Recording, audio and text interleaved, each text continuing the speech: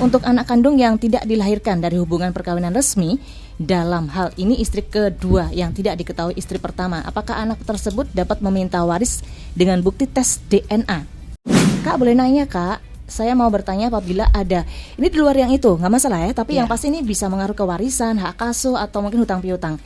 Bertanya, bila ada hutang piutang yang tidak ada perjanjian tertulis, apakah ada kekuatan hukumnya? Bertanya, saya masyarakat Purworejo, apakah istri yang cerewet dan terus menuntut juga termasuk KDRT? Cerewet banget. Irama Live Talk. Assalamualaikum warahmatullahi wabarakatuh. Kembali dari Irama FM Purworejo. Senang sekali pagi ini saya langsung menyapa Anda dengan sesuatu yang beda, yang begitu spesial. Biasanya kan langsung apa gitu. Nah, sekarang ini kita beda karena kita ada di Irama Live Talk bersama Jaksa Menyapa gitu ya. Dan pastinya ada dua narasumber yang sudah hadir tentunya di studio Irama FM Purworejo. Tentang tema apa itu? Oke, saya ingin sapa dulu narasumber-narasumber yang sudah hadir. Semua cantik-cantik berarti di sini ya. Ada dua narasumber. Yang pertama saya sapa dulu Mbak Gita Nazula Alamah SHMH. Ini Kasubsi Pertimbangan Hukum Kejaksaan Negeri Purworejo. Apa kabar Mbak Gita? Alhamdulillah baik. Gimana kabar Mbak? Saya baik dong, sehat. Oke. Mbak Gita pokoknya sehat ya. Hari ini ada sesuatu yang begitu spesial yang bakal disampaikan pastinya buat pendengar Irama FM gitu ya. Iya. Oke, halo juga saya ingin sapa satu narasumber lagi, nggak kalah cantik dengan Mbak Gita. Ada Mbak Hera Ayu Saputri SHMH, ini jaksa fungsional Kejaksaan Negeri Purworejo. Apa kabar Mbak Hera? Kabar baik Mbak, selamat pagi. Oke, selamat pagi juga buat Anda. Oke, sebelum kita masuk ke tema yang tentang permasalahan peranan jaksa pengacara negara dalam penanganan masalah hukum, perdata dan tata usaha negara, yang di dalamnya ternyata mencakup banyak hal gitu ya, tentang pertanahan, warisan, piutang dan macam-macam gitu ya. Boleh saya ingin memberikan kesempatan buat Mbak Gita sama Mbak Hera untuk menyapa dulu pendengar Irama FM Purworejo. Silakan Mbak Hera. Oke, terima kasih kesempatannya Mbak. Selamat pagi untuk warga Kabupaten Purworejo khususnya. Hari ini kami mewakili dari Kejaksaan Negeri Purworejo akan sedikit menyampaikan terkait dengan tugas dan fungsi serta administrasi pada perdata tata usaha negara, serta berkaitan juga di dalamnya nanti itu ada terkait dengan tanah, kemudian terkait dengan warisan, terkait dengan perikatan di dalamnya. Dimana nanti di sini saya akan bersama dengan teman saya, Mbak Gita. Oke, Mbak Gita mungkin menyapa dulu pendengar Irama FM Purworejo. Silakan Mbak Gita. Selamat pagi semuanya, semoga dalam keadaan yang baik dan semoga apa yang hari ini kami sampaikan dapat bermanfaat untuk pendengar dan pemirsa yang mungkin nanti bisa ditayangkan di YouTube ya Mbak. Iya betul, karena kita nggak cuma lewat 88,5 Irama FM Purworejo, kita juga menunggu nanti partisipasi dari pendengar Irama FM untuk gabung bersama kami tentunya lewat streaming Irama FM dan nanti juga akan disiarkan lewat YouTube-nya Irama FM Purworejo. Oke, dan buat Anda pendengar yang mau ikutan gabung boleh di 02753214446 ya.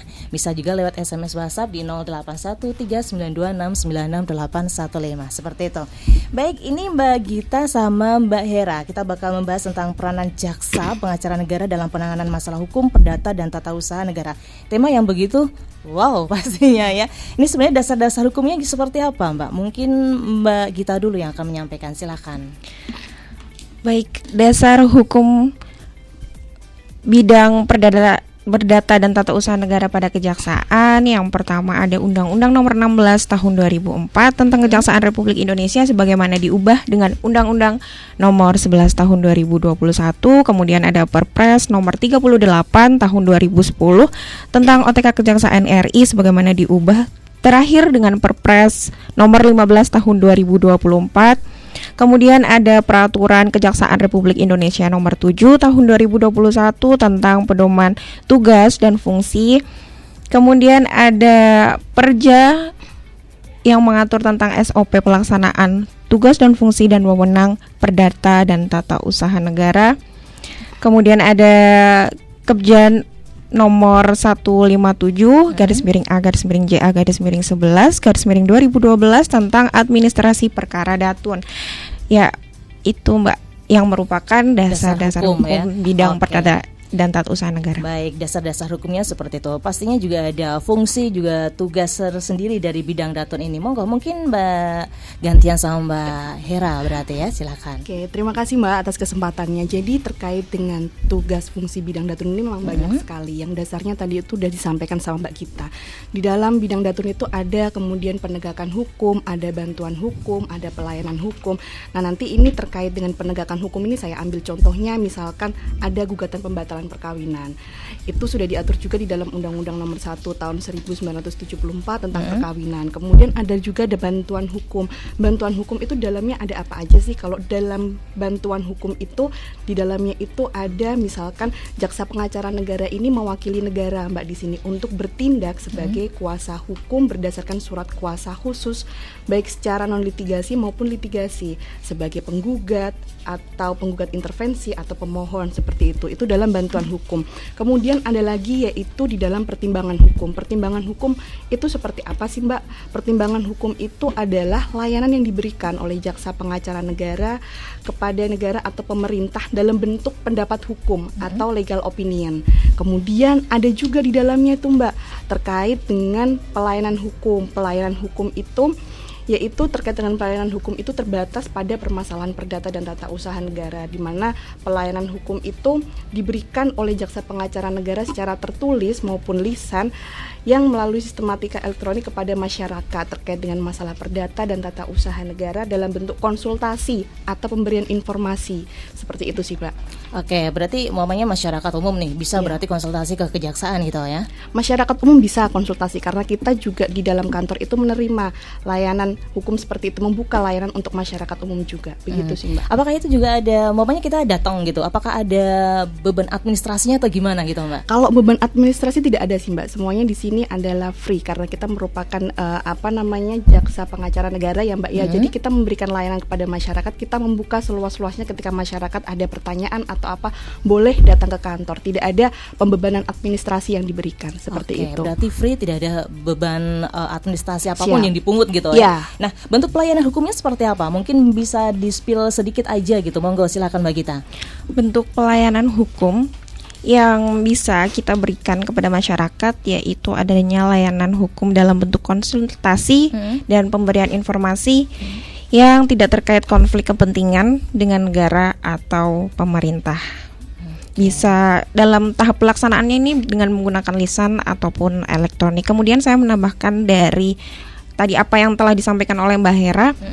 Selain apa yang telah disampaikan oleh Mbak Hera, ruang lingkup dalam bidang perdata dan tata usaha negara ini ada terkait dengan tindakan hukum lain, yang mana dalam tindakan hukum lain ini adalah layanan atau pemberian konsultasi yang diberikan JPN di luar penegakan hukum, bantuan hukum, pelayanan hukum dan pertimbangan hukum dalam rangka untuk menyelamatkan dan memulihkan keuangan atau kekayaan negara.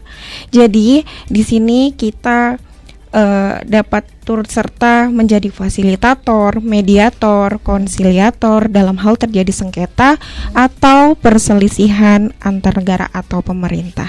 Oke, baik. Ini saya akan mencoba mengambil kata yang mediator itu Mbak. Berarti bisa memediasi mungkin antara personal gitu ya, misalnya kayak keluarga ada masalahan dengan pasangan gitu. Bisa. Berarti berhubungan dengan perceraian, pertanahan, warisan dan macam-macam kayak gitu. Bisa, nanti apapun permasalahannya bisa disampaikan di dalam aplikasi Halo JPN yang dimiliki oleh bidang perdata dan tata usaha negara Kejaksaan Negeri Purworejo ya Mbak. Di situ masyarakat bisa memberikan menceritakan segala permasalahan yang terjadi termasuk terkait dengan tadi yang permasalahan yang Mbak sebutkan itu ya. Nanti kemudian di bidang perdata dan tata usaha negara akan memberikan tindak lanjut terhadap laporan dari masyarakat. Durasi, mamanya kita udah sudah menyampaikan di situ, udah masuk gitu. Apakah harus memakan waktu 1 minggu atau berapa bulan gitu untuk tindak lanjutnya dari kejaksaan? Tindak lanjut yang akan kami lakukan itu adalah secepatnya, tidak terikat dengan waktu. Kalau kita bisa cepat selesaikan, kita pasti cepat selesaikan itu. Dari banyak kasus yang ada ya? Ya, kita akan berusaha untuk menyelesaikan secepatnya gitu. Oke, berarti gercep gitu ya kejaksaan ya. Oke, sekarang kita akan memasuki dari peranan jaksa pengacara negara dalam penanganan masalah hukum, perdata dan tata usaha. Saya mencoba untuk masuk ke media-media sih kayak misalnya aja kayak perkawinan, perceraian seperti itu, bisa ya Mbak ya? Bisa. Nanti bisa ini buat teman-teman yang mungkin gimana ya caranya saya untuk bisa konsultasi atau apa, mungkin ada apa ya, mungkin apa Mbak prosedurnya gitu. Ya, nanti misalkan ada masyarakat yang mau konsultasi terkait dengan perkawinannya, itu bisa langsung datang ke kejaksaan, langsung melalui PTSP. Nanti dari PTSP akan menyampaikannya kepada bidang perdata dan tata usaha negara. Seru nih. Jadi buat Anda yang mungkin ada suatu permasalahan dengan pasangan, keluarga, bingung ya, daripada nanti ngobrol sama teman-teman malah gini, mendingan langsung ya. Ya, curhat langsung dulu aja sama kejaksaan atau apa. Tapi sebelum nanti kita bakal juga menerima pertanyaan-pertanyaan yang masuk udah di SMS atau WhatsApp dan telepon, kita bakal kembali ke topik tentang masalah perkawinan dulu Mbak. Sebelum kita ngebahas perceraian atau apa, kita pengen tahu juga dong, siapa tahu Mbak Gita atau Mbak Hera bakal memberikan ini perkawinan modelnya yang seperti ini. Pengertiannya monggo mungkin udah tercakup dalam undang-undangnya. Silakan Mbak Hera berarti. Oke, terima kasih Mbak atas kesempatannya. Jadi kalau pengertian perkawinan sendiri itu kita di dalam hukum Indonesia itu perkawinan itu sudah ada undang-undang khusus yang mengaturnya di mana di dalam Undang-Undang Nomor 1 Tahun 1974 itu menyebutkan bahwa dalam pasal 1 perkawinan itu adalah ikatan lahir dan batin antara seorang pria dengan seorang wanita sebagai suami istri dengan tujuan membentuk keluarga atau rumah tangga yang bahagia dan kekal berdasarkan ketuhanan yang Maha Esa. Kemudian di dalam pasal 2 ayat 1 itu juga dijelaskan bahwa perkawinan itu adalah sah apabila dilakukan menurut hukum masing-masing agamanya dan kepercayaannya itu. Seperti itu sih Mbak. Kemudian kalau terkait dengan perkawinan dalam hukum Islam itu ada di dalam kompilasi hukum Islam. Kalau tadi itu kalau menurut Undang-Undang Nomor 1 Tahun 1974 itu kan memberikan pengertian secara general. Tapi kemudian kita kan di sini karena warga negara Indonesia itu mayoritas adalah Muslim, ada juga yang namanya kompilasi hukum Islam memberikan pengertian perkawinan itu sendiri adalah akad yang sangat kuat atau mitsakon golizon untuk mentaati perintah Allah dan melaksanakannya itu merupakan ibadah. Seperti itu sih Mbak. Oke, kalau kita udah masuk ke dunia perkawinan tuh polemiknya ada aja loh. Iya. Ya nggak sih? Nggak bisa mulus-mulus aja kayak kita bermain dalam ya Pak ya. Karena di sini nggak cuma Mbak Gita sama Mbak Hera, sebenarnya ada nih. Harus saya sebutin nggak Pak? Mungkin Mbak Hera nanti bisa memperkenalkan beliau gitu ya. Oke, Dari perkawinan biasanya kita nggak mulus-mulus aja kayak rolling coaster gitu loh. Masalahnya gitu. Iya. Nah, umpamanya nih Kak, ada sebuah permasalahan polemik atau seperti apa gitu. Ini mungkin bisa nih permasalahan dari perkawinan misalnya aja kayak poligami. Nah, gimana ini Mbak? Siap. Terkait dengan poligami itu sendiri, kalau kita menurut hukum Islam itu kan memang ada ya ini ya, maksudnya diizinkan seperti itu.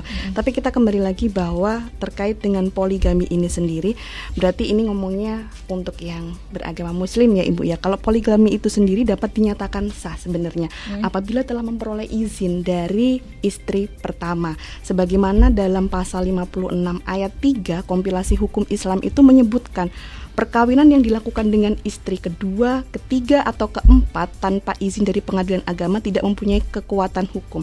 Jadi ketika sudah mendapatkan izin dari istri pertama, maka hal tersebut juga harus diberitahukan kepada pengadilan agama setempat agar mempunyai kekuatan hukum.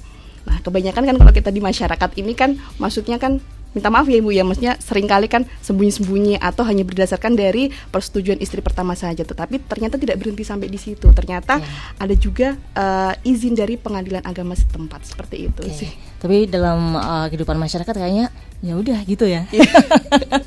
Seru. Oke. Baik, dan masalah perkawinan juga ini kita akan membahas tentang perkawinan mungkin nggak cuma poligami aja, nggak cuma laki-laki aja kali ya. Perkawinan yang sekarang ini juga ada Mbak terjadi di masyarakat kita. Di Purworejo itu juga banyak loh. Kalau kita membuka fakta perkawinan di bawah umur. Nah, ini apa yang akan Anda sampaikan tentang perkawinan di bawah umur ini? Mungkin Mbak Gita, silakan. Baik, terkait dengan permasalahan perkawinan di bawah umur, yang mana dalam hal ini sebenarnya sudah diatur ya di dalam undang-undang umur berapa bisa melakukan pernikahan itu kan. Dalam hal ini perkawinan antara laki-laki dan perempuan yang masih di bawah umur dianggap tidak sah menurut hukum negara kecuali jika ada izin dari pengadilan. Dalam undang-undang disebutkan bahwa batas usia minimum untuk menikah adalah 19 tahun untuk laki-laki maupun perempuan. Jika usia mereka belum mencukupi, maka orang tua atau wali dapat mengajukan dispensasi kawin ke pengadilan. Kemudian diatur dalam pasal 7 ayat 1 Undang-Undang Nomor 1 Tahun 1974 junto Undang-Undang Nomor 16 Tahun 2019 menyebutkan perkawinan hanya diizinkan apabila pria dan wanita sudah mencapai umur 19 tahun. Dalam pasal 7 ayat 2, apabila terjadi penyimpangan terhadap ketentuan umur sebagaimana dimaksud dalam ayat 1, orang tua pihak pria dan atau orang tua pihak wanita dapat memberikan dispensasi kepada pengadilan dengan alasan sangat mendesak disertai dengan bukti-bukti pendukung yang cukup. Jadi, apabila pernikahan dilakukan tanpa adanya dispensasi pengadilan dan salah satu pihak belum berumur 19 tahun, maka secara hukum negara pernikahan itu tidak memenuhi syarat administratif terhadap hak-hak pasangan dan anak di kemudian hari. Dikhawatirkan tidak cukup baik gitu. Tapi kalau seumpamanya nih Mbak, dari yang terjadi ya, usianya mungkin yang laki-laki udahlah berumur. Kalau umpamanya yang pihak perempuannya masih belum memenuhi syarat, ini apa yang akan terjadi Mbak? Nanti adanya ketimpangan sosial yang ada ya. Misalkan nanti akan muncul permasalahan-permasalahan, itu kan dapat juga diajukan jalur hukum juga. Nanti malah adanya permasalahan seperti itu tidak baik untuk kehidupan selanjutnya. Untuk status hukumnya seperti apa? Kejaksaan apakah jangan dulu, tapi kan dengan seperti itu kan kita sudah maksudnya niatnya ya udah dong, ini masalah saya, Bapak gimana gitu mamanya. Tapi kalau konsultasi kepada kejaksaan, pasti kejaksaan akan memberikan solusi lebih baik perkawinan dijalankan menurut yang sesuai dengan ketentuan undang-undang. Oke, seperti itu ya. Oke, jadi ini bukan sesuatu yang sebenarnya bukan angin segar juga nih buat teman-teman yang masih di bawah umur, mendingan jangan dulu gitu loh ya. Mendingan kejar cita-cita dulu. Mahal loh kalau udah ngerti dunia kehidupan rumah tangga tuh, wow. Gitu kan. Oke, itu tadi tentang masalah poligami udah kita bahas, tentu untuk masalah pernikahan di bawah umur gitu ya. Nah, kalau untuk pernikahan ini Mbak, biasanya juga yang terjadi di masyarakat kita, nikah siri. Ya, mungkin dalam hukum Islam oke, dia udah sah, tapi dalam hukum negara belum. Gimana nih Mbak hukumnya? Silakan, mungkin gantian dong sama Mbak Hera. Silakan Mbak Hera, monggo.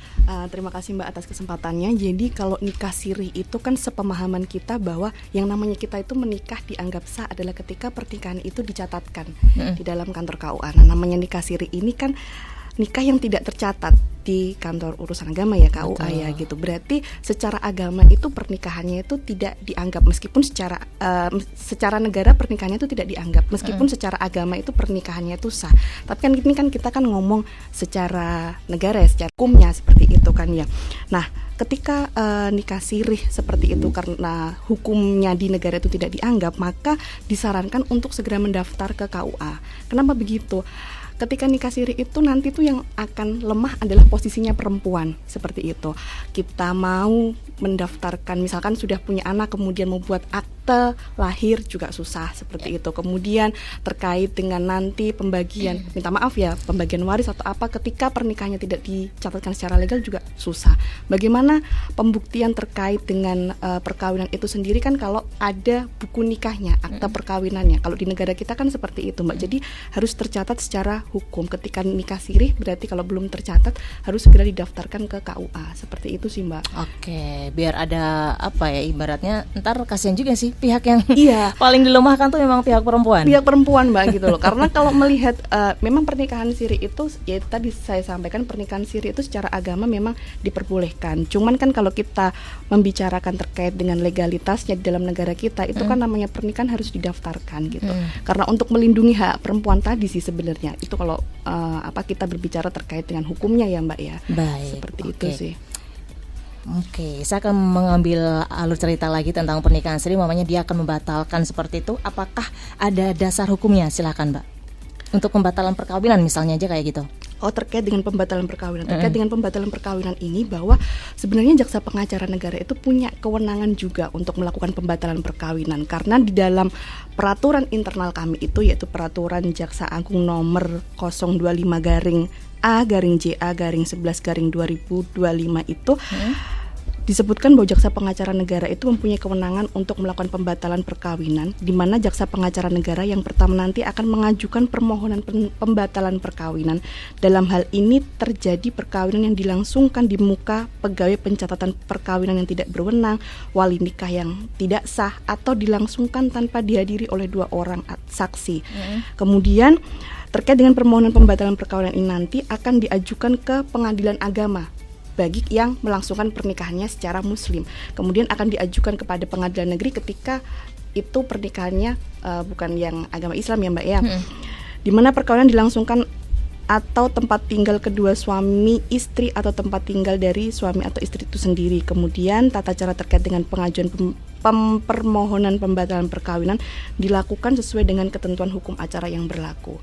Jadi kita bisa mewakili orang yang memohonkan untuk pembatalan perkawinan untuk didaftarkan ke pengadilan agama bagi yang perkawinannya dilangsungkan secara agama Islam, kemudian atau ke pengadilan negeri bagi perkawinan yang dilangsungkan untuk agama di luar Islam ya, Mbak, seperti itu. Berarti bisa diwakilkan ya, Iya. nggak harus yang bersangkutan. Siap. Oke. Tapi yang bersangkutan biasanya nanti tetap diminta untuk hadir tetap seperti ya. itu. Oke. Baik. Masalah perkawinan. Masalah perkawinan nanti endingnya juga akan, kalau udah menikah, kalau mereka ada masalah sesuatu, mungkin bercerai atau apa, nanti endingnya masuk ke warisan, pastinya kayak gitu ya.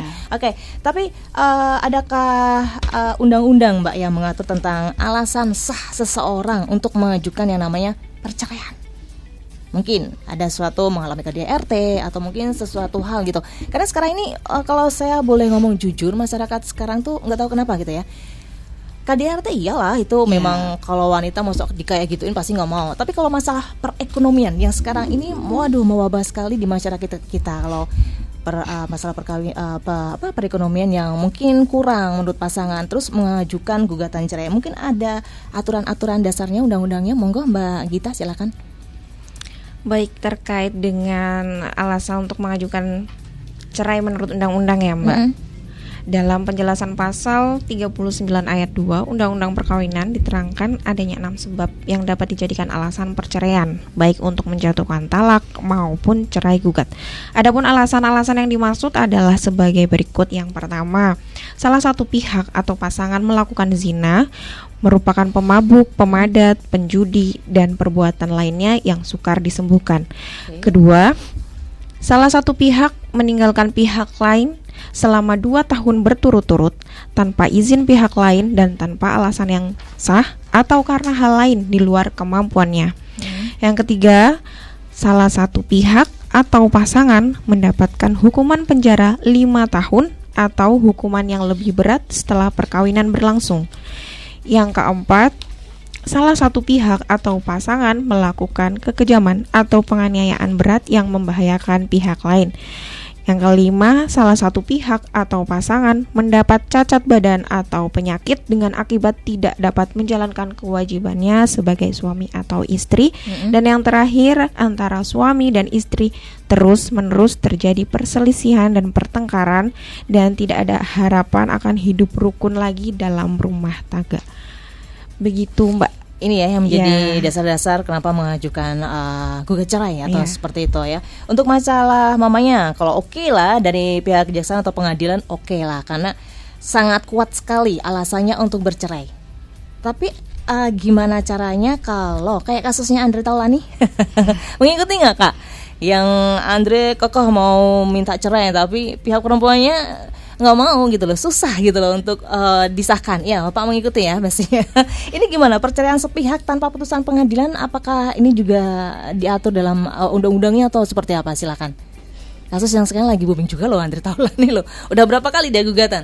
3 kali udah masuk, tapi ya udah mental lagi sampai kasus yang terakhir dia marah-marah karena yang diajukan sebagai sanksi dari pihak perempuannya adalah anak-anaknya. Andre nggak terima. Monggo silakan Mbak Gita. Sebenarnya kalau misalkan di dalam persidangan itu sudah ada bukti yang kuat, maksudnya kalau misalkan pihak laki-laki itu kan emang bersikukuh untuk bercerai gitu kan, pasti ada alasan-alasan yang dia pertimbangkan dalam gugatannya kan, Mbak. Betul. Nah, kemudian nanti dari pihak pengadilan pasti akan melihat alasan-alasan itu seperti apa, walaupun di sisi lain memang perempuannya tidak ingin bercerai, tapi kalau sudah ada perbedaan pendapat itu bisa menjadi penyebab bahwa kehidupan rumah tangga seterusnya tuh bisa nggak akan rukun lagi walaupun dipaksa. Walaupun dipaksa, iya benar-benar. Percuma kayak gitu kan. Percuma sebenarnya kan, harusnya langsung tok palu oke gitu kasus-kasus yang ada. Tapi kasusnya ada Tulan ini kenapa nggak bisa di tok gitu loh, cerai gitu. Masih banyak pertimbangan, pasti bukti-bukti pasti masih terus diajukan untuk bisa nantinya bisa ketuk palu sih, Mbak. Oke, mungkin Mbak Hera pengen menambahi, silakan Mbak Hera. Terima kasih Mbak kesempatannya. Jadi kalau merujuk pada kasus itu, saya kembalikan lagi pada pengertian perkawinan yang sempat tadi saya sampaikan ke Mbak, bahwa pengertian perkawinan itu tadi itu ada di dalamnya. Tujuan perkawinan itu adalah untuk membentuk rumah tangga yang bahagia dan kekal berdasarkan ketuhanan yang Maha Esa. Ada kata bahagia di dalamnya, di mana kata bahagia ini berarti adalah antara suami dan istri ketika menjalankan pernikahan itu tujuannya adalah untuk mencapai kebahagiaan, di mana itu kebahagiaan baik kebahagiaan finansial maupun kebahagiaan untuk anak-anaknya seperti itu. Tetapi ketika tujuan kebahagiaan itu tidak tercapai, sebagaimana tadi itu sudah disampaikan oleh Mbak Gita, ada alasan perceraian di mana terjadi perselisihan terus-menerus, maka saya rasa bahwa kebahagiaan itu dalam rumah tangga tidak akan tercapai sehingga akan mempengaruhi tumbuh kembang anaknya, misalkan seperti itu. Kemudian juga salah satu pihak merasa tertekan sehingga pernikahan yang sejatinya adalah ibadah menjadi tidak ibadah lagi gitu loh, karena salah satu pihak tertekan dan merasa bahwa ini pernikahan tidak bisa untuk dilanjutkan seperti itu. Oke deh, kalau gitu ini makin panas nih, padahal belum ada sesuatu yang lagi, ntar perebutan hak asuh anak, masalah pembagian harta gono gini atau apa gitu kan. Oke, bernafas dulu Kak. Saya bakalan sesuatu yang spesial dulu buat pendengar Irama FM Purworejo. Jangan lupa buat Anda yang pengen bertanya, karena ada beberapa yang masuk, ada kita tungguin aja, nanti akan dijawab sama Mbak Gita sama Mbak Hera, tentunya di 0275321446 dan di 081392696815. Nanti saya akan kembali lagi tentunya buat Anda di Irama Live Talk bersama jaksa dari Kejaksaan Negeri dari Purworejo. Silahkan. Oke teman-teman, kita putuskan untuk kegiatan akhir tahun kantor kita adalah piknik, bikin panik. Kami solusinya Garuda Tour and Travel Purworejo, tur agen resmi. Kami anggota PITA, Perhimpunan Travel Agen Indonesia, dan AITA, Alliance of Indonesia Tour and Travel Agencies. Melayani berbagai macam perjalanan Anda dalam negeri maupun luar negeri. Melayani paket kegiatan wisata dari PAUD, TK, SD, SMP, SMA, SMK, MA, perguruan tinggi serta dinas, instansi baik dari pemerintah maupun swasta, komunitas, paguyuban warga dan lain-lain. Untuk kegiatan ziarah, kami juga menyediakan paket dengan harga spesial. Garuda Tour and Travel juga melayani capacity building, outbound, kunjungan industri, studi banding, dan lain-lain. Kami menggunakan armada terbaru dan tour leader bersertifikasi keahlian. Segera planningkan perjalanan Anda bersama Garuda Tour and Travel Purworejo di Perum Ranti nomor 4 Purworejo. Telepon dan WA Ageng 0822 1689 3004. Anda undang kami untuk presentasi planning perjalanan, kami datang bersama Garuda Tour and Travel Purworejo.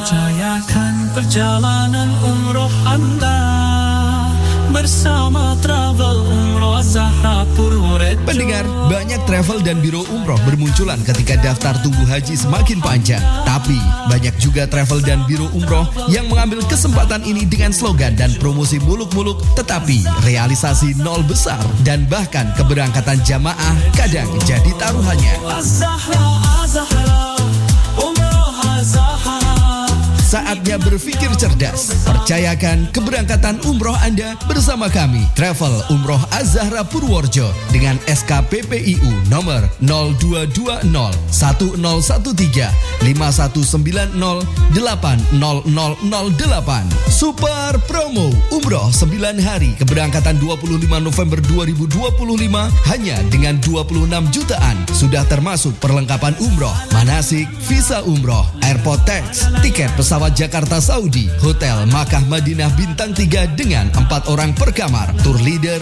pembimbing ibadah, city tour, bus AC terbaru, makan full board di hotel. Segera amankan porsinya untuk umroh Anda tahun ini bersama Travel Umroh Az-Zahra Purworejo. Keberangkatan 25 November 2025. Seat terbatas dan pasti Anda dijamin puas umroh bersama kami. Segera hubungi Irama FM 081 227 10889 atau ke kantor kami Travel Umroh Az-Zahra di Komplek Masjid Baitul Abidin Meranti Purworejo. WA 081 227 997 888. Nikmatnya umroh bersama Travel Umroh Az-Zahra. Insya Allah mabrur. Nikmatnya umroh bersama Travel Umroh Az-Zahra.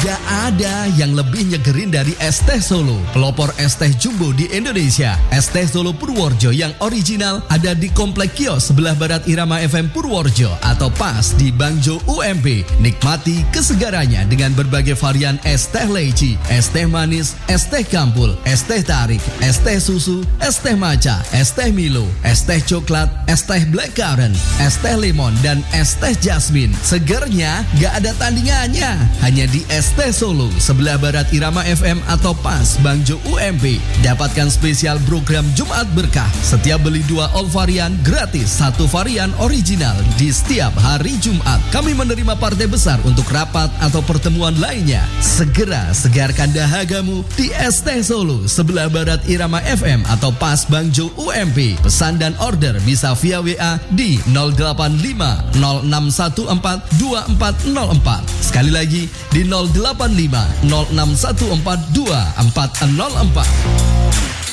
Radio Irama FM Purworejo. Irama Live Store.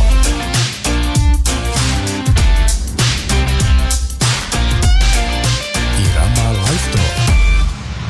Oke, kembali di 88,5 Irama FM Purworejo. Masih bersama saya Vivi Safira ya. Dan pastinya masih di Irama Live Talk ya, Jaksa Menyapa.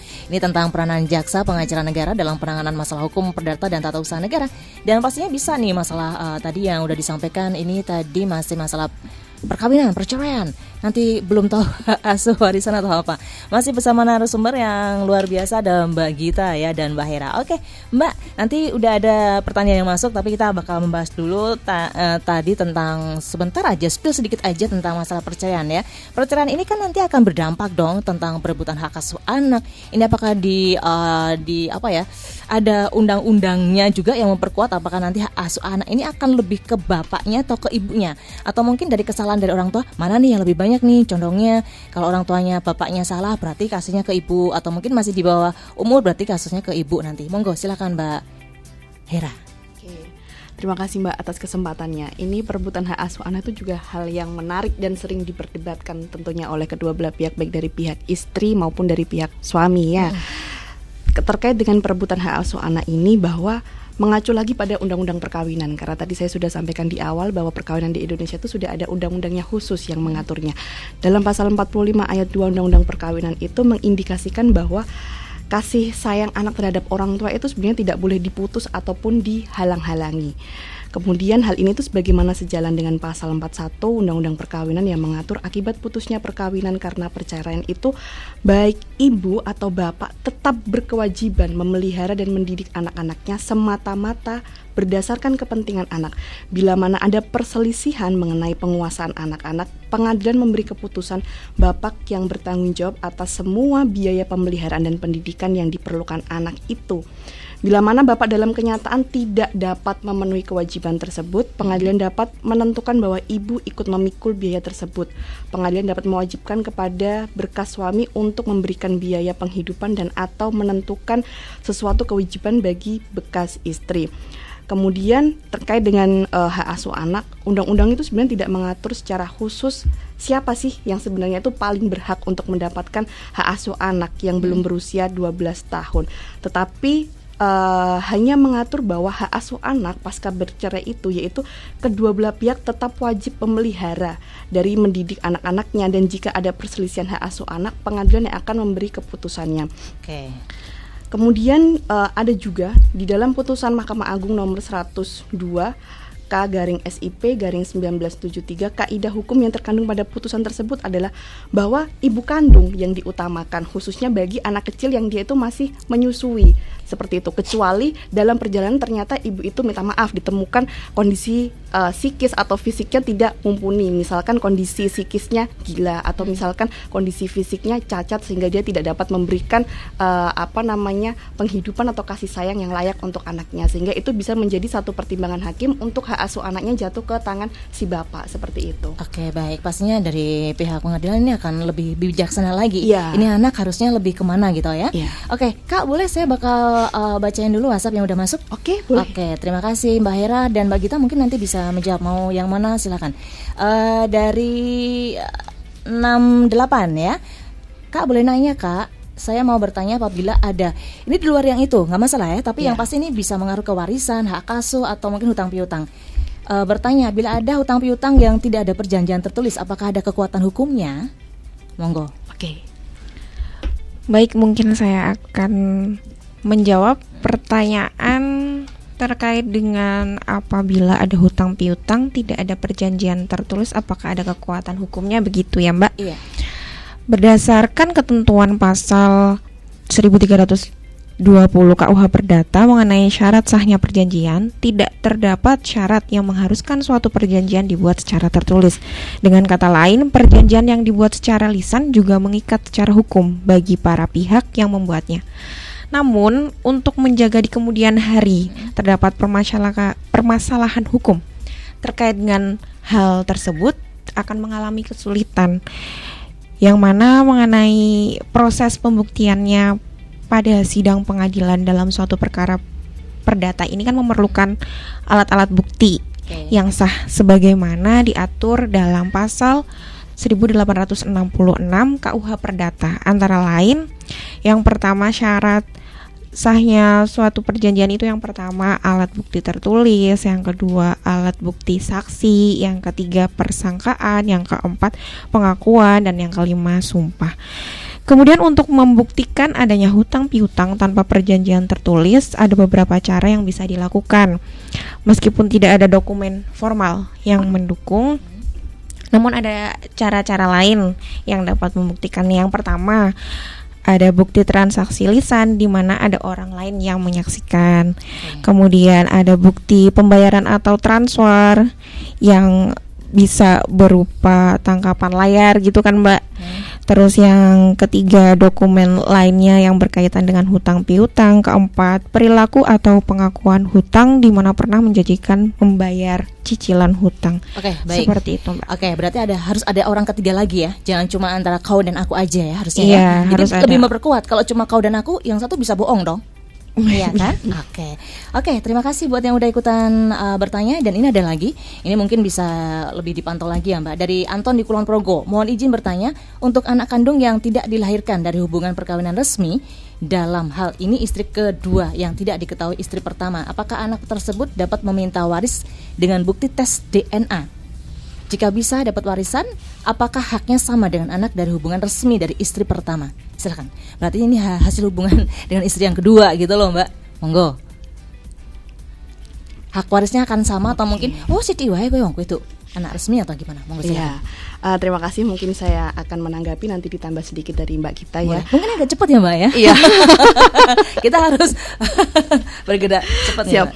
Seperti yang tadi sudah saya sampaikan di awal, bahwa karena di negara kita itu kan negara hukum ya, ketika itu tadi anaknya dari istri kedua. Istri keduanya ini istri sah atau sirih? Istri kedua yang tidak gimana nih ya, perkawinan resmi dalam hal ini istri kedua. Perkawinan resmi dalam hal ini istri kedua. Oke. Berarti ini sah. Perkawinannya tercatatkan. Kalau perkawinannya tercatatkan sebagaimana tadi yang sudah saya sebutkan di awal, bahwa anak tersebut tetap memperoleh haknya, hak warisnya. Tetapi memang diutamakan untuk yang anak dari perolehan istri yang pertama dulu. Seperti itu. Ini kalau pernikahannya sah ya, pernikahan yang kedua. Ini untuk anak kandung yang tidak dilahirkan dari hubungan perkawinan resmi. Tidak dari perkawinan resmi. Ini yang kedua berarti, Mbak. Kalau yang pertama resmi, oke. Iya. Kalau yang kedua tidak resmi. Tidak resmi berarti. Makanya kenapa meminta hak waris dengan bukti tes DNA itu, Mbak, yang memperkuat itu. Monggo. Oke, terima kasih. Berarti ini saya ralat lagi ya. Saya pikir tadi yang perkawinan keduanya itu resmi. Kalau perkawinan kedua yang resmi berarti anak itu berhak untuk memperoleh hak warisnya. Seperti itu. Ini karena anak itu minta maaf ya, diperoleh dari perkawinan yang tidak resmi ya. Artinya bahwa dia berupaya untuk mengajukan haknya, seperti itu. Tadi sudah saya sebutkan di awal bahwa terkait dengan hal itu memang kenapalah perkawinan itu harus dicatatkan. Karena adalah salah satunya adalah seperti ini. Ketika ada pembagian waris, tentu anaknya ini nanti akan terkalahkan karena yang diutamakan adalah anak yang dari hasil perkawinan yang sah. Ketika anak dari perkawinan yang sah telah mendapatkan warisan sebagaimana mestinya, kemudian yang ini anak yang tidak dari perkawinan yang sah mengajukan warisan, kemudian dari DNA-nya yang tadi, ketika DNA-nya ini tadi ternyata membuktikan bahwa itu bapaknya, maka kalau dari pendapatnya saya itu harus ada kesepakatan juga dari anak dari istri sahnya. Anak dari istri sahnya ini sepakat atau tidak untuk warisnya ini dibagi juga ke anak ini tadi, seperti itu. Pasti jawaban dari anak resmi no, pasti Iya. saya yakin itu. Itu Terus, karena memang terkait dengan hari ini harus ada legalitasnya kalau kita di negara hukum, seperti itu. Nah, ini karena kelemahannya perkawinannya tidak didaftarkan itu tadi, sehingga haknya ini terlemahkan oleh hak anak yang dari istri sahnya. Karena yang didahulukan pasti yang anak dari istri resmi sah. dong. Iya, Dan seperti itu. Ketika ditanya apakah hak warisnya akan sama, pasti jawabannya berbeda ya. Iya. Oke, yang dibutuhkan cuma itu. Oke. Dan lanjut lagi, ini ada yang bertanya lagi. Selamat pagi dari 81. Selamat pagi kakak, saya ingin bertanya dalam acara Jaksa Menyapa. Tetangga saya kemarin curhat mengenai suaminya kalau suaminya berniat untuk poligami. Dalam hukum yang berlaku di Indonesia, apakah sebenarnya diperbolehkan untuk berpoligami? Terima kasih. Mungkin Mbak Gita gantian? Silakan. Baik, saya akan menjawab pertanyaan mengenai poligami. Seperti tadi yang sudah disampaikan, sebenarnya kan poligami itu ada aturannya juga ya. Bahwa suatu poligami dapat dinyatakan sah apabila telah memperoleh izin dari pengadilan agama setempat, yang mana seorang laki-laki beragama Islam yang melangsungkan poligami tanpa adanya izin dari pengadilan agama setempat dapat berakibat hukum pada tidak sahnya perkawinan poligami yang telah dilakukan. Hal ini sebagaimana telah dipertegas dalam pasal 56 ayat 3 kompilasi hukum Islam yang berbunyi perkawinan yang dilakukan dengan istri kedua, ketiga atau keempat tanpa izin dari pengadilan agama tidak mempunyai kekuatan hukum. Dalam hal ini perkawinan poligami tanpa izin pengadilan agama tidak dianggap sah secara agama. Dianggap maaf saya ralat. Boleh. Terkait dengan perkawinan poligami tanpa izin pengadilan agama tidak mempunyai kekuatan hukum, tetapi sah secara agama, namun tidak diakui secara hukum nasional. Oke, kalau dalam hukum yang berlaku di Indonesia, apakah sebenarnya diperbolehkan untuk berpoligami? Dalam hukum di Indonesia boleh berarti boleh, ya? Boleh, asal dia bertanggung asal jawab. ada izin, juga bertanggung jawab, bisa memenuhi hak-hak istri, anak-anaknya, begitu. Oke, berarti ya boleh-boleh aja sebenarnya kalau yang laki bertanggung jawab, kenapa enggak sebenarnya ya? Tergantung ceweknya mau nggak dipoligami juga ya. Iya. Kalau Mbak Gita pasti nggak mau dong. Nggak mau saya, Mbak. Mbak Era mau nggak, Mbak? Biar lebih rileks, Mbak, jawab aja, Mbak. Nggak mau ya. Dari gesturnya saya udah melihat nggak mau. Oke. Lanjut lagi yang udah ikutan gabung dari WN. Selamat pagi, izin bertanya. Saya masyarakat Purworejo, apakah istri yang cerewet dan terus menuntut juga termasuk KDRT? Cerewet banget. Tapi kalau perempuan memang cerewet ya biasanya ya. Kalau nggak cerewet biasanya bukan perempuan. Ya nggak sih? Iya, Monggo, Mbak Gita atau Mbak Hera. Oh, iya. Saya masyarakat Purworejo, apakah Iya. istri yang cerewet dan terus menuntut termasuk KDRT? Kalau KDRT setahu saya kalau KDRT ada fisiknya dong, bekas lebam atau apa gitu. Ya nggak sih? Oh iya. Ini masalah perempuan nih harus kita perjuangkan juga. Monggo, Mbak. Jadi ini saya mencoba untuk menjawab ya Mbak ya. Jadi kalau memang sepengetahuan masyarakat umum itu kalau KDRT itu harus ada kekerasan fisiknya, harus ada luka-lukanya. Padahal di dalam Undang-Undang PKDRT itu adalah di mana kekerasan itu tidak hanya kekerasan fisik, tapi juga ada kekerasan psikis, kemudian juga ada penelantaran di dalamnya. Di dalam Undang-Undang Nomor 23 Tahun 2024 itu disebutkan bahwa kekerasan psikis itu adalah perbuatan yang mengakibatkan rasa takut, hilangnya rasa percaya diri, hilangnya kemampuan untuk bertindak, rasa berdaya dan atau penderitaan psikis berat pada seseorang. Nah itu kalau istrinya cerewet sekali sehingga dia mengakibatkan rasa takut, mungkin kemudian dia jadi depresi, seperti itu. Lakinya bisa ya. Ternyata kalau udah di hadapan mama tahu juga ya. Mau ngelanjut Kak?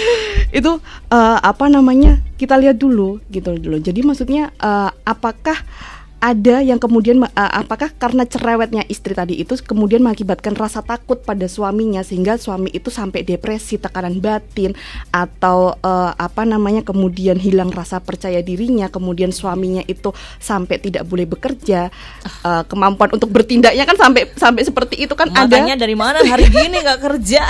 kan ada istri yang posesif kayak begitu. Ya itu berarti itu istrinya bisa, yang sakit berarti. iya. Itu bisa masuk di kekerasan psikis asalkan kalau di kekerasan psikis ini berarti harus ada juga pembuktiannya, alat bukti suratnya itu bahwa dari dokter jiwa yang menyatakan bahwa yang suaminya ini sampai maksudnya kehilangan rasa percaya diri, takut, ada depresi seperti itu. Berarti masuknya nanti ke gangguan mental dong. Iya nggak sih? Bisa kan? Kegangguan mental tapi tidak yang maksudnya sampai gila seperti iya itu. Iya. Gangguan mental nggak harus gila. Terlalu posesif udah gangguan mental Kak. Oke, udah gitu aja ya. Oke, intinya berarti bisa melakukan perceraian kalau kayak gitu. Sebenarnya mau dibawa kemana? Mau perceraian kah atau dilaporkan terkait dengan undang-undang PKDRT-nya? Kalau perceraian itu tadi itu kan seperti yang sudah saya jelaskan Mbak di awal bahwa perkawinan itu tujuannya adalah untuk membentuk rumah tangga yang bahagia. Pasti. Ketika tidak terjadi kebahagiaan di dalamnya, kemudian suami sampai kehilangan rasa percaya diri, muncul rasa takut seperti yang tadi saya sebutkan, itu bisa saja mungkin menjadi salah satu alasan perceraian seperti itu sih Mbak. Jadi tapi kalau dilihat dari bahasanya Mbak Hera, kata bahagia, kalau umpamanya perempuan karena sudah mempunyai anak beranak, umpamanya 3 atau 2, dia akan mengedepankan tentang kehidupan anaknya. Apakah perempuan ini akan rela gitu maksudnya? Terus gimana Mbak kalau udah kayak gitu Mbak? Maksudnya rela untuk ya misalnya tersakiti demi anak-anaknya kan, dia nggak akan itu ibaratnya mengajukan gugatan cerai atau apa. Padahal kan berarti sudah tidak ada bahagia lagi sebenarnya kan? Iya.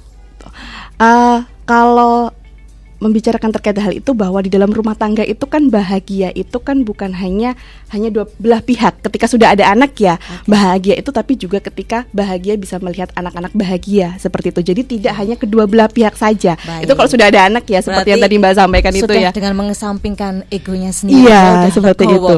Keren sekali wanita yang seperti ini ya. Oke, terima kasih jawabannya Mbak Gita dan Mbak Hera. Ini padahal udah berumah tangga belum sih?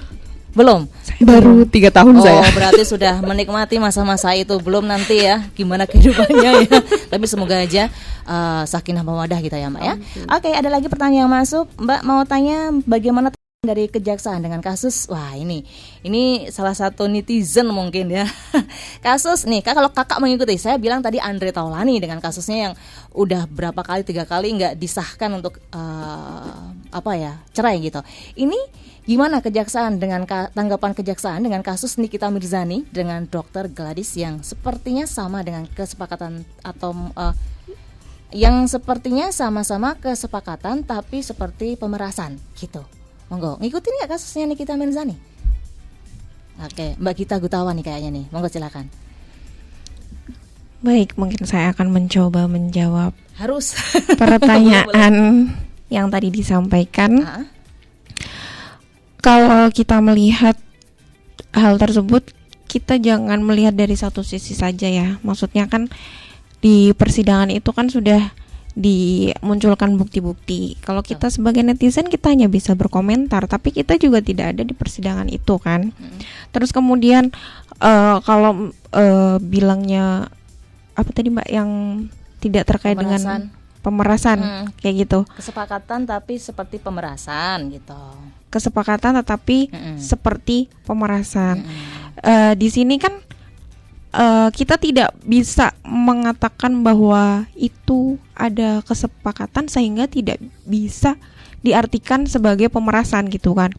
Ketika satu pihak lain mungkin merasa tertekan, juga itu kan bisa menjadi bagian dari pemerasannya kan. Maksudnya secara tidak langsung merasa tertekan, tapi saya harus melakukannya begitu kan. Sama-sama pengen bener gitu ya intinya ya. Iya, Sama-sama tapi kalau pengen kita bener, tidak mengikuti persidangan ya kita hanya bisa berkomentar. Padahal di persidangan itu kan sudah ada bukti-bukti yang diperiksa oleh jaksa dan juga hakim, yang mana pasti jaksa dan hakim pasti dalam melakukan tugasnya pasti profesional gitu Mbak. Percaya itu pasti. Ini semoga ada hari indah dengan kasusnya Nikita Mirzani dan Gladys. Oke, ada lagi pertanyaan udah masuk nih. Oke, dari Mas Andi, perbedaan apa antara warisan dan wasiat? Lebih kuat mana? Pewariskah atau gimana? Monggo silakan. Warisan atau Warisan dan wasiat. Biasanya kalau wasiat kan berarti nggak tertulis ya? Kalau wasiat tuh tertulis, ada juga sih yang tertulis, ada yang enggak sih sebenarnya. Kalau warisan berarti ini udah loh tak kasihkan kamu bagian ini, kamu yang rakil segini. Monggo Mbak Gita. Atau Mbak Hera silahkan. Oke, terima kasih atas kesempatannya. Ini warisan atau wasiat ya. Perbedaannya apa? Perbedaannya lebih kuat apa? yang mana gitu? Oke. Terkait dengan warisan ini, kalau warisan ini kan kalau kita ketahui bersama, kalau harta warisan itu kan harta peninggalan dari orang tua ya, yang diberikan ke anaknya seperti itu. Saya mencoba untuk menjawab ya Mbak ya gitu loh. Kalau warisan ini adalah harta yang diberikan oleh orang tua kepada anaknya sepeninggalan dari orang tua ini ya Mbak ya. Kemudian biasanya kan ada warisan yang memang diberikan sebelum orang tuanya meninggal, ditulis dulu seperti itu. Wasiat juga ya, ya, itu ya? Ada juga yang maksudnya itu disampaikan secara lisan.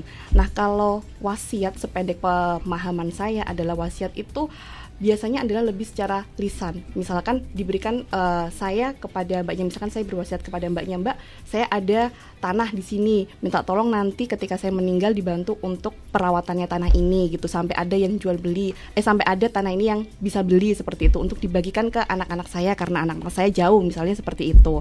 Kalau warisan memang itu harus harta itu memang berasal dari orang tuanya yang langsung diberikan ke anak-anaknya seperti itu. Itu sependek pengetahuan saya Mbak ya, terkait dengan warisan dan wasiat itu tadi. Gitu. Tapi mungkin wasiat ada yang tertulis juga nggak sih? Wasiat kan? Lebih ada juga. Diperkuat itu kan? Iya. Kalau untuk di zaman sekarang itu memang lebih kuat tertulis seperti itu. Cuman kan karena kita hidup di dalam masyarakat kan kadang kan disampaikannya masyarakat lebih banyak menyampaikannya secara lisan ya Mbak ya, kalau wasiat menurut saya ya. Dan itu pasti akan lebih kalah dengan yang tertulis ya. Iya, seperti itu. Dalam masyarakatnya loh. Dalam masyarakatnya. Yang terjadi loh, karena ada juga tuh kasus yang ada di daerah ya, masih di Purworejo aja lah, kasus yang kayak gitu. Wasiat tanpa ada bukti yang tertulis bermaterai, ternyata kalah juga Kak, gitu ya. Oke, udah gitu aja. Dan ini ada lagi pertanyaan yang udah masuk, mungkin ini masalah undang-undang, ini monggo jenengan yang tahu ya. Mohon izin penjelasan tentang putusan Mahkamah Konstitusi nomor 46 PUU 8 2010 yang mengatur tentang hubungan anak dan orang tua secara perdata.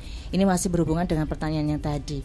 Pertanyaan tadi yang masalah itu Mbak, pewaris dengan bukti tes DNA itu loh Mbak, yang menikah tapi enggak resmi. Monggo, mau menjawab siapa? Mbak Gita atau Mbak Hira, silakan. Sepanjang saya bisa menjawab, saya coba untuk menjawab bahwa terkait dengan putusan Mahkamah Konstitusi itu, memang putusan itu, ini saya juga baru mencari ya Mbak ya, memang putusan itu memberikan angin segar terkait dengan hak anak di luar perkawinan, di mana putusan itu dalam bunyinya itu menyebutkan bahwa sepanjang dapat dibuktikan melalui ilmu pengetahuan dan teknologi atau alat bukti lain yang sah. Jadi ada dia mempunyai hak terkait dengan hal itu. Cuman ini bukan berarti terus menormalisasi anak yang dilahirkan di luar perkawinan gitu. Karena di sini harus ada pembuktiannya, ilmu pengetahuan dan teknologi gitu loh. Karena terkait dengan hal itu, kenapa harus ada pembuktiannya? Karena itu tadi perkawinannya tidak dicatatkan seperti itu, sehingga tidak ada legalitas anak ini. Supaya anak ini mempunyai legalitas terhadap haknya, makanya harus ada pembuktiannya tadi melalui DNA kalau terkait dengan anak tadi. Karena di sini ya seperti itu. Itu sih Mbak. Jadi diakomodir ya ternyata ya di dalam putusan ini seperti itu. Cuman ya itu tadi, kalau tes DNA ini kan memang agak susah juga ya seperti juga, itu. Ya. Itu kendalanya juga di masyarakat. Betul. Mikir-mikir gitu ya. Iya. Kayak itu ternyata bukan pertanyaan terakhir. Kayaknya belum saya baca tentang masalah pertanahan. Belum saya baca ini ya. Iya. Ada pertanyaan yang masuk gitu. Permisi Kakak, saya mau bertanya. Ini 45 nomornya. Saya mau bertanya terkait pertanahan. Apakah perbedaan antara buku tanah dengan sertifikat tanah? Itu aja nih. Iya. Cuma bingung nih antara itu sama itu. Apalagi kemarin ada ini ya. Apa sih? Yang tidak bayar itu apa namanya Kak? Prona itu ya. Maksudnya program ada nasional yang ini. Itu. Oke, monggo Kak. Baik, saya akan mencoba menjawab terkait dengan perbedaan buku tanah dan sertifikat tanah. Bahwa berdasarkan pasal 1 angka 19 Peraturan Pemerintah Nomor 24 Tahun 1997 tentang pendaftaran tanah, yang dimaksud dengan buku tanah adalah dokumen dalam bentuk daftar yang memuat data yuridis dan data fisik suatu objek pendaftaran yang sudah ada haknya. Sedangkan yang dimaksud dengan sertifikat tanah menurut pasal 1 angka 20 Peraturan Pemerintah Nomor 24 Tahun 1997 tentang pendaftaran tanah adalah surat tanda bukti hak sebagaimana dimaksud dalam pasal 19 ayat 2 huruf C UUPA untuk hak atas tanah, hak pengelolaan, tanah wakaf, hak milik atas satuan rumah susun, dan hak tanggungan yang masing-masing sudah dibukukan dalam buku tanah yang bersangkutan. Kemudian mengacu pada pengertian buku tanah dan sertifikat tanah di atas, maka perbedaannya antara buku tanah dan sertifikat tanah terletak pada isi yang termuat di dalamnya.